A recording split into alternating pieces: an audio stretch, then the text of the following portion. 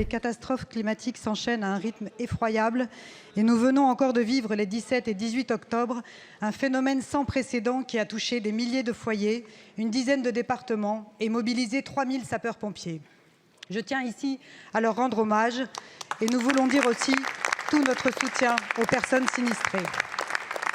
Et pourtant, cette série de calamités, tout comme la pluviométrie erratique de ces dernières années qui frappe la France d'une manière générale et nos agriculteurs en particulier, correspond bien au phénomène décrit par le GIEC dans ses rapports successifs depuis 1990. Malgré l'évidence qui se dresse devant nous, votre gouvernement emboîte le pas aux macronistes qui, non contents d'être plusieurs fois condamnés pour inaction climatique, n'ont eu de cesse que de criminaliser de façon scandaleuse les défenseurs de l'environnement.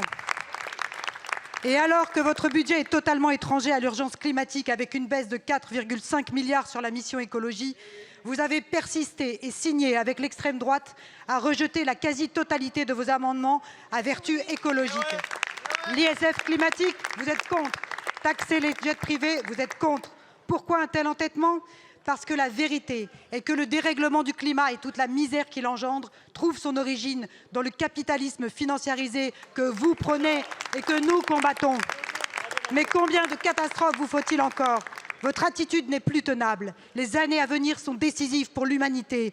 Le changement climatique a commencé, il est irréversible. Le seul écosystème compatible avec la vie humaine est menacé.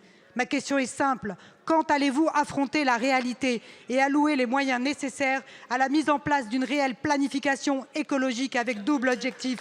Ne pas dépasser les limites planétaires et offrir à chacun les moyens d'une vie digne. Alors je compte sur vous pour soutenir le plan national d'adaptation au changement climatique. Je vous laisse expliquer aux collectivités territoriales comment elles vous accompagneront dans ce domaine avec 10 milliards en moins.